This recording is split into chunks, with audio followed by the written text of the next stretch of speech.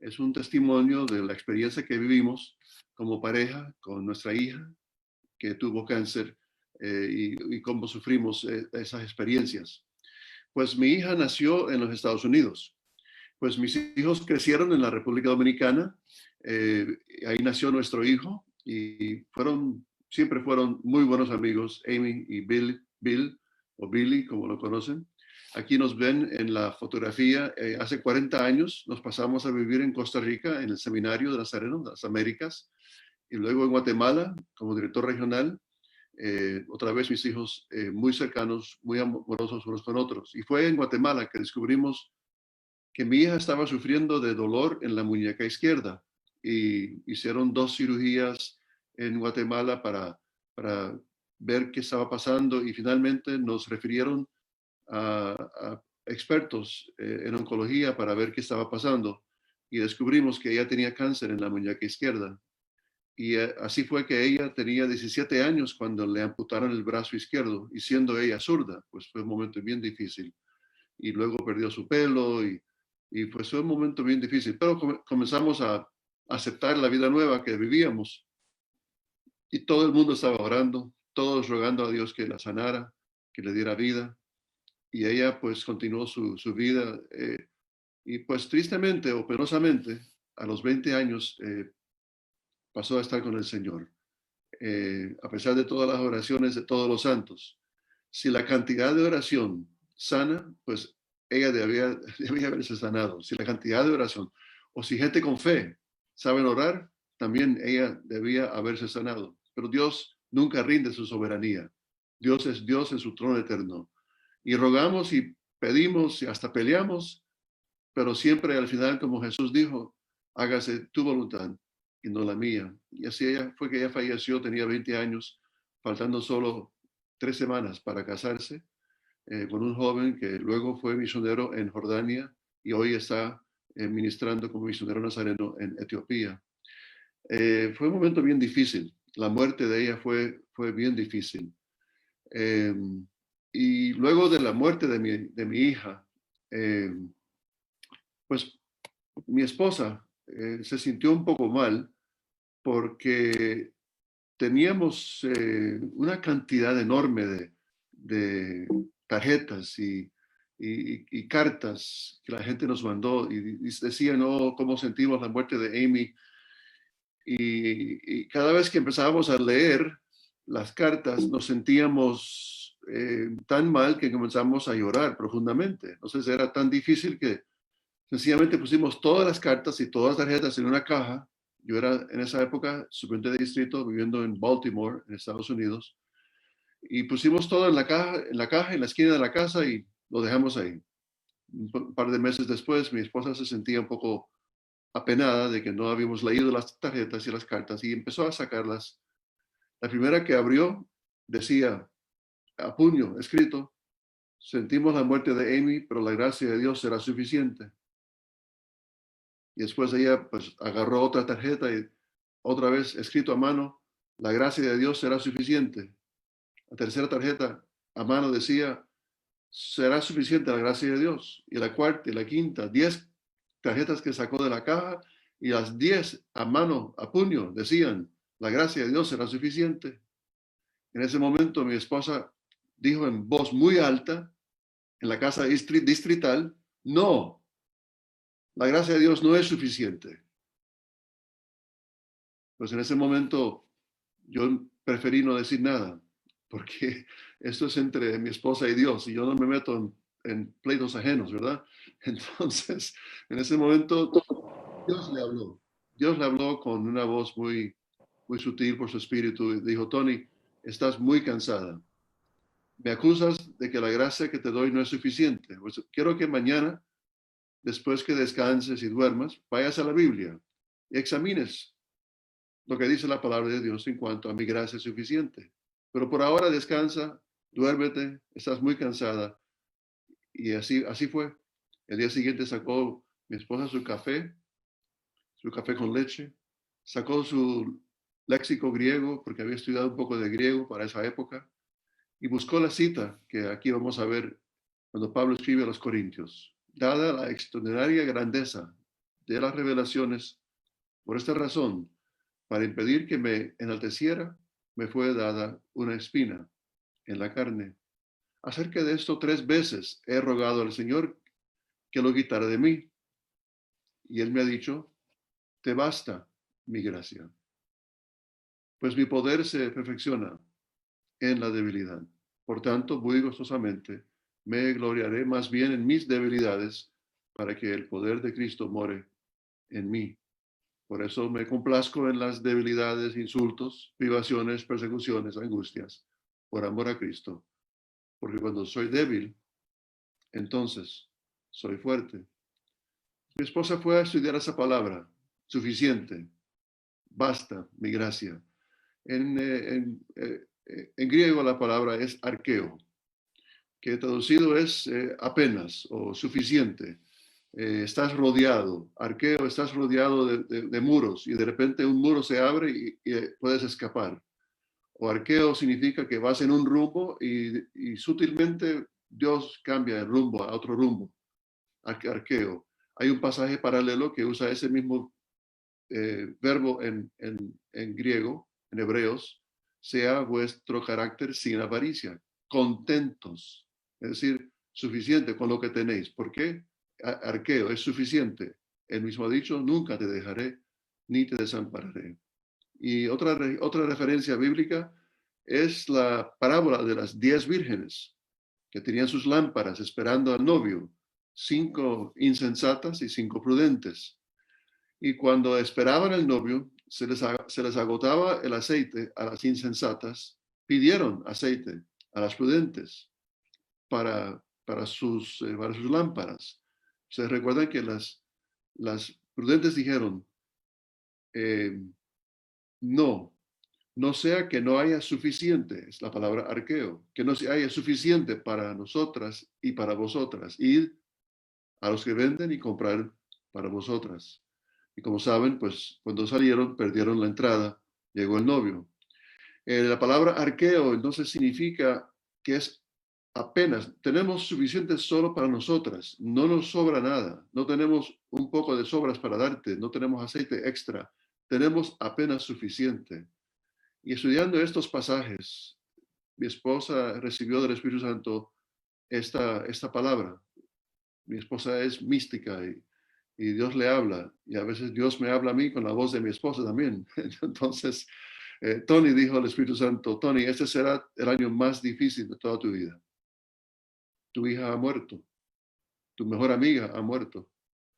Cuando piensas que ya no podrás sobrevivir, yo te daré gracia arqueo, es decir, apenitas, suficiente para ese día, para esa hora, para ese momento. Y así fue, gracias a Dios. Sentíamos que no podíamos seguir, llorábamos profundamente, no sentíamos gozo ni risa, no podíamos cantar. Yo dirigía ese distrito, como siguiente distrito con 86 iglesias, visitaba las iglesias después de la muerte de mi hija y no podía cantar, porque si empezábamos a cantar, de repente brotábamos en llanto. La música como que abría la fuente de las lágrimas. Entonces, pues llegando a los cultos me parecía yo como alguien muy enojado. Ahí no yo parado, ni cantando estaba, pero era un momento bien difícil. Queríamos llegar tarde a los cultos para no saludar a nadie. Queríamos salir temprano para tampoco saludar a nadie. Es que las emociones estaban destrozadas. Era como una herida física, pues una herida emocional. Y recuerdo que también Juan Wesley nos enseñó que la gracia de Dios, que será suficiente, es mucho más que la inmerecida misericordia de Dios. También es el poder de Dios. La gracia es el poder necesario de Dios para producir el querer como el hacer. Es decir, la gracia de Dios para vencer momentos difíciles, la gracia de Dios para vencer tentaciones, la gracia de Dios suficiente, apenas. Parece que no es suficiente, parece que no, que la gracia de Dios no es suficiente, pero sí, apenitas, pero sí, es suficiente. Gracia suficiente para cada día, para cada momento. Es como el maná. No puedes agarrar un montón de maná para 3 o 4 días.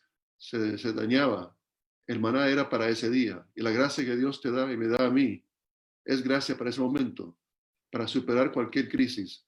Aún cuando me toca morir, me da la gracia necesaria para ese momento. Un texto final que quiero compartir. Caída ya la tarde, les dijo Jesús, pasemos al otro lado. Ahora fíjense, la idea de meterse en el barco y cruzar el mar de Galilea, ¿de quién fue esa idea? La idea fue de Jesús. Jesús tuvo la idea, crucemos al otro lado. Así que fue por obediencia a Jesús que ellos casi se ahogan. Fue en obediencia a Jesús que ellos entraron al peligro y fueron directamente al dolor. Despidiendo la multitud, lo llevaron a Jesús con ellos en la barca, tal y como estaba, pues estaba muy cansado. Había otras barcas con él también. Se levantó una violenta tempestad. Tú sabes muy bien que en tu vida han habido momentos muy tranquilos, días muy tranquilos, pero hay días que son violentos. Hay experiencias que son tremendas, una tempestad horrible. Las olas se lanzaban sobre la barca de manera que ya se anegaba. Es decir, el barco que casi se hunde. El barco está a punto de hundirse. El barco está lleno de agua y está casi a punto de hundirse. Y Jesús estaba en la popa, durmiendo sobre un cabezal. En medio de mi tempestad, mi mundo está en una gran crisis. Todo está al revés, todo anda mal. Y yo estoy rogando a Dios que haga algo y Jesús durmiendo, roncando. Yo gritando que me ayude y él roncando. Los discípulos lo despertaron. Y no fue con palabras suavecitas, oh maestro dulce, por favor despierta. Fueron palabras sutiles y suaves. Lo agarraron por la pierna y le dieron un jalón de pierna. Despierta, maestro. ¿No te importa que perezcamos? Estaban enfadados. La idea de cruzar el mar fue la idea de él. Es por él que ellos están ahora en esta crisis. Y él durmiendo, pues enojados. Pues él se levantó, reprendió al viento y dijo al mar, cálmate, sosiégate. El viento cesó y sobrevino una gran calma. Y los discípulos se decían, Jesús les dijo a ellos, ¿por qué estáis amedrentados? ¿No tenéis fe? Y ellos se llenaron de temor. Decían unos a otros, ¿quién pues es este? Aún el viento y el mar le obedecen. Este pasaje para mí, el punto más importante de este pasaje es donde dice Lucas que el barco casi se hundió.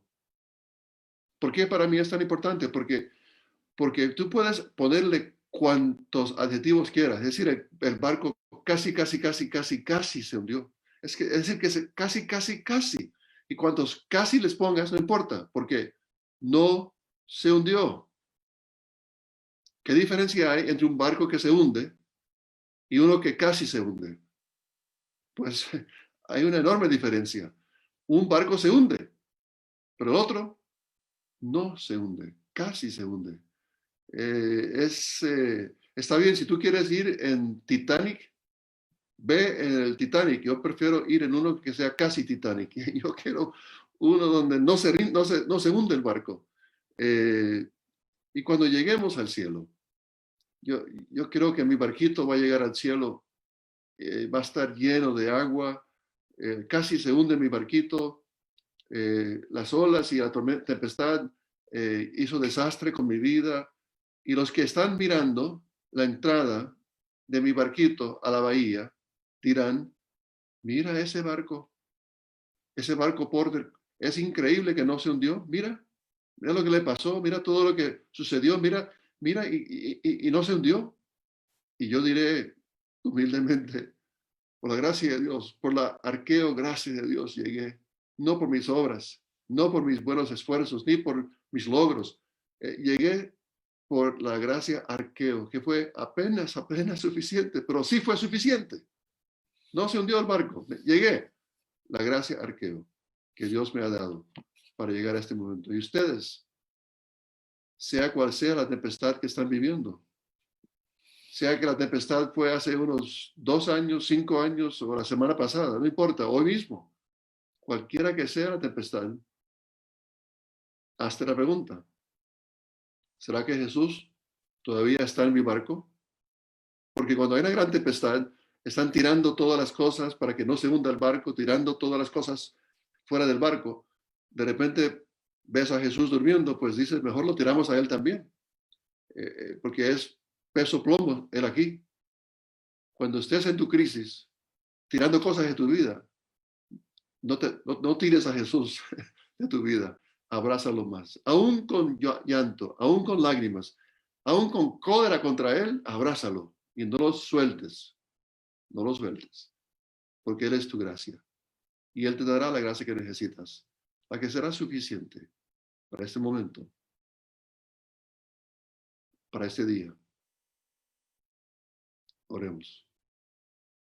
Gracias, Padre Celestial, por tu gran misericordia en nuestras vidas, que nunca nos abandonas, nunca estamos solos, nunca dejas de acompañarnos. Y pedimos en este momento, Señor, que los que escuchan, sea cual sea tu tormenta, que tú les abraces, les sostengas, les calmes, y que los vayas sanando, Señor. Esta herida, Señor, va a ir sanando por tu gracia suficiente. En nombre de Jesús. Amén.